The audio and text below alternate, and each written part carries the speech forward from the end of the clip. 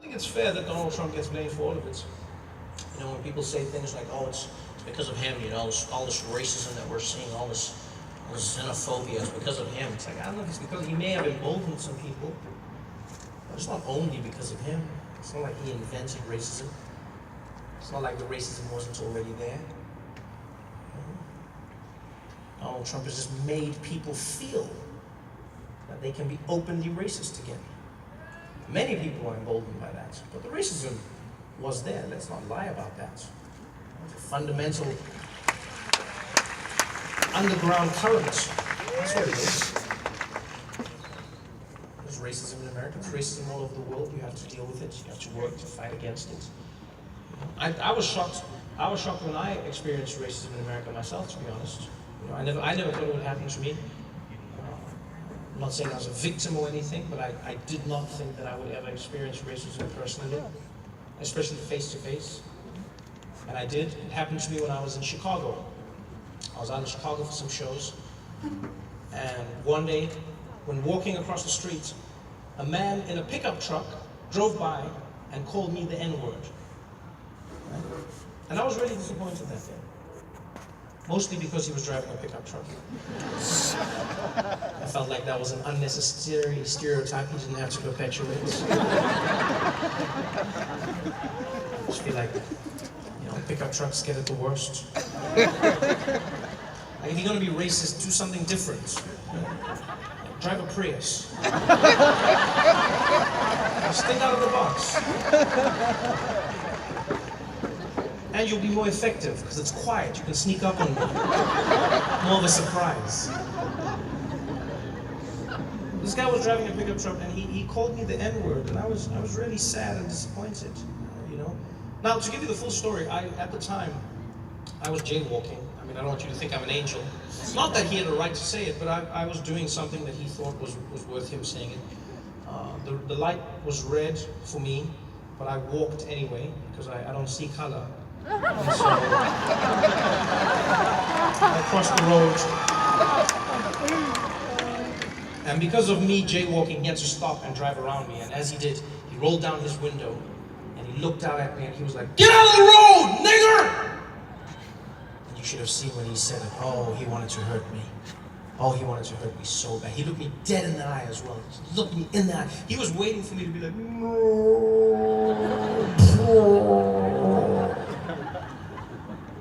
I could see he wanted to hurt me. But unfortunately for him, what he did not know was where I was from. And more importantly, who he did not know was my mother. Because you see, I grew up in South Africa. And in South Africa, we had some of the best racism in the world. No, I don't mean to brag. I don't mean to brag. I know Americans are like, ours is the best. I'm pretty certain we had better racism than you. We had apartheid, probably the best racism that ever existed. I'm talking top quality racism, handcrafted, artisanal racism. You don't get racism like that anymore. I've seen racism in America. The standards have dropped. It's not what it used to be. It's cheap, mass-produced, probably made in China now. I'm talking real racism, people. And in South Africa, we had proper racism, so I experienced it all the time with my mom. All the time. And we got it really hard. Because my mother's a black woman, my father's a white man. They gave birth to me in the most racist time. People hated both of them for it. They hated me for it. So we experienced it every single place we went. But my mother is one of the strongest, most beautiful people I have ever known in my life.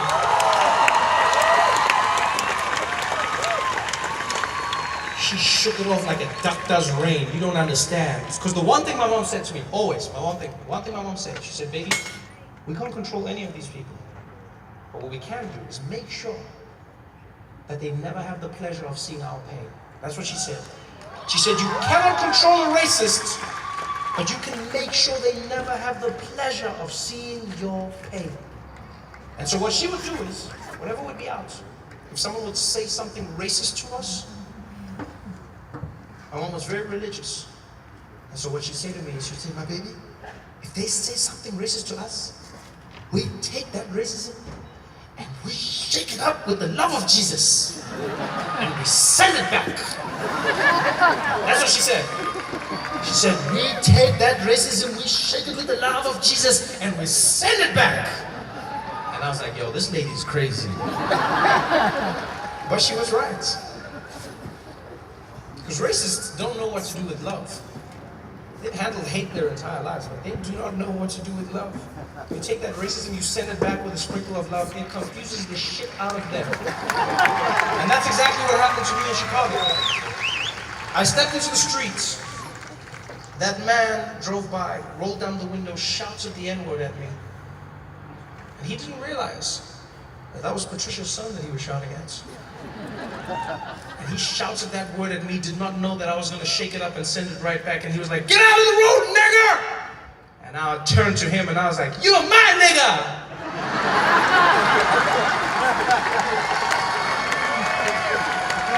He almost crashed and died. You should have seen his face. Because I realized he's never been called that word in his life. He didn't know how to react to it. I actually felt bad. I was like, the first time you get called that, you should have your feet planted on the ground. That was unfair of me. But he didn't know what to do.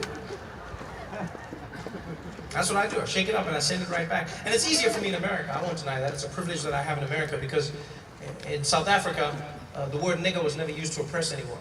Right? All over Africa, nigger was never a bad word. I mean, we saw it in hip-hop, we understand its context, but it has no power in Africa.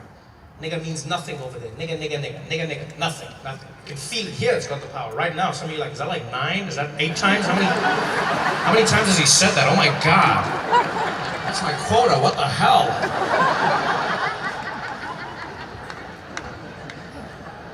Doesn't mean anything. That's why I say to people who argue, they say, you know, all you gotta do is get rid of the word. Why don't you just stop saying it? If you stop saying it, it'll go away. No, you see, the word is merely used to describe a feeling and an action. But the action is what you need to fight. The word itself only has power because of what's behind it. The reason I say this is because where I'm from, there is no word that is used to oppress you that is nigger, but there is another word. The action is the same, but the word changes. Where I'm from, there's another word that was used to oppress people. And that word is kafir. That's the word. Kafir. Right? And the reason that word was used is because in the spice trade, Middle Easterners landed in South Africa. And they discovered the people living there, the British colonizers and the Africans. And they were Muslim traders and they said, do you worship Allah?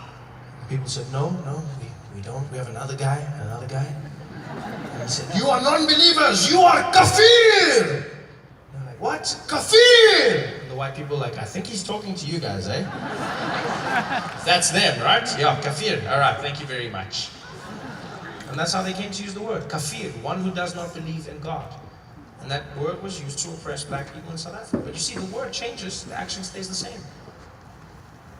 The word doesn't mean anything, essentially, because here I can say it, it means nothing to you. Kafir, kafir, kafir, kafir, nothing. Nothing. Some of you are like, is that like a probiotic? Is that what that is? I'm pretty certain that's what that is. Yeah, it is. A probiotic that shocked the shit out of me the first time I discovered it. I walked into a grocery store, went into the dairy aisle, and discovered an entire section of my oppression. No one even warned me. Yogurt, butter. This lactose is intolerant.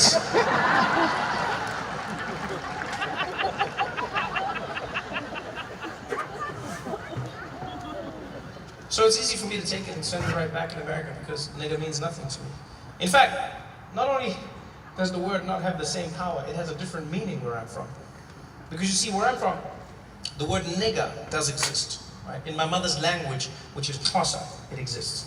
And in case you're wondering, yes, Xhosa is one of the languages with the clicks in it. Xhosa. That's the language, right? Yeah.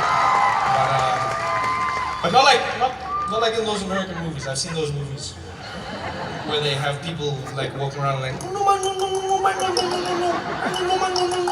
that's not a language. That's not a language. Like even we watch those movies and we're like, I wonder where they are from, eh? Where are they from? I think they're from Cleveland, maybe. It's not a language. It's not just clicks. The clicks are like consonants, we still have vowels. But in Xhosa, my mother's language, the word nigger exists. But in Xhosa, the word nigger means to give. That's what that means. Nigger means to give. Nigger. Nigger. That's what it means. Give. And so when someone says that word to me, not only does it not hurt me, it brings back fond memories. It reminds me of my childhood. Whenever I'd get into trouble, there'd always be something stupid, like I'd be playing with my cousin, and I'd steal his little toy cars from him. He'd start crying, he'd be like, "Mama! Mama!" And my mom would come running in and she'd be like, "Hey, what's going on here? What's going on?" And my cousin would be like, "Mama, hey, Trevor stole my toys." And my mom would be like, "Trevor, did you steal your cousin's toys?" And I'd be like, "No, Mom. No, his cars were parked illegally, so I had to tow them. Because we need some measure of civility in our society. He knows if he pays the fine, they should be like, 'Hey, Trevor, hey, and I always knew that that's when the game was over, is when my mom abandoned English. That's the thing most immigrants know, is that when your parents stop speaking English, that's when you begin to die. It's a simple rule. Because they know in English, there's certain things they can't do to you. But when the switch comes, anything is game. So my mom was like, "Trevor, did you take the toy?" I was like, "No, I didn't take the toy." She'd be like, "Hey, Trevor,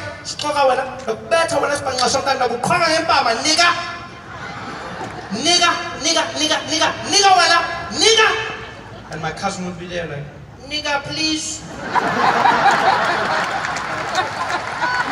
Yo, Pastor Robles, you guys have been too much fun.